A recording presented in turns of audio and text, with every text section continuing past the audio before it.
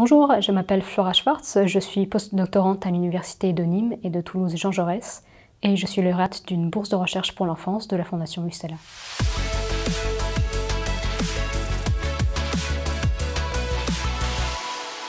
Mon parcours commence par une formation en biologie qui m'a menée à faire une thèse en neurosciences à l'Université de Lyon. L'essentiel de mes recherches menées en France puis aux États-Unis à l'Université de Stanford concernaient les troubles de l'apprentissage et utilisaient la technique de la neuroimagerie chez l'enfant.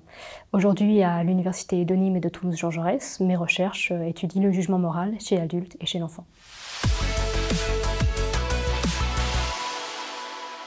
Le projet porte sur le sens de la justice chez l'enfant. En général, lorsqu'une personne transgresse une règle morale, par exemple en trichant ou en volant une ressource à quelqu'un, on considère généralement que la réponse face à cette transgression doit être la punition. Et les jeunes enfants, comme les adultes, sont prêts à payer de leurs propres ressources pour que la justice soit rendue. Mais il existe d'autres manières de rendre la justice, et l'une d'entre elles est appelée la justice restaurative.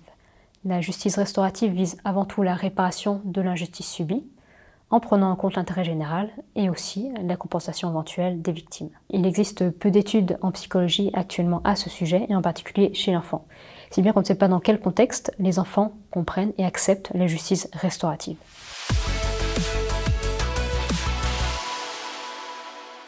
Quelques études, certaines anciennes, d'autres plus récentes, suggèrent que le développement des compétences sociales chez les jeunes enfants est en partie associé à la capacité à raisonner sur les quantités numériques. Ces capacités-là, on les mesure en psychologie avec des tâches de mathématiques assez classiques, qui consistent par exemple à comparer des nombres, à dénombrer et à ordonner une série de nombres. Et il existe une certaine variabilité entre les enfants de même âge dans ces capacités. Ce qui est intéressant, c'est que cette variabilité, elle a été en partie associée à des différences de maturité dans les jugements des enfants.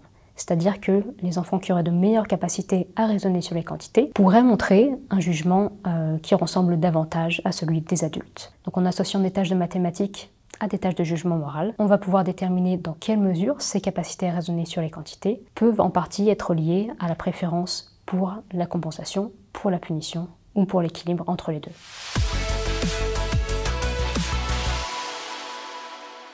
Le soutien de la Fondation Mustela va me permettre de réaliser les différentes étapes de cette recherche de façon rigoureuse. D'une part, ça va me permettre de recruter un certain nombre de participants, donc une centaine d'enfants d'environ 5 ans. Et puis, ça va me permettre aussi d'acheter tout le matériel. Donc comment on va procéder? En fait, les enfants vont venir au laboratoire pour une session individuelle et puis ils vont observer des interactions entre des personnages. Et on va leur demander de juger les interactions entre ces personnages. Donc ça demande un petit peu de matériel et puis surtout la capacité à dédommager les participants pour le temps qu'ils auront consacré à cette recherche.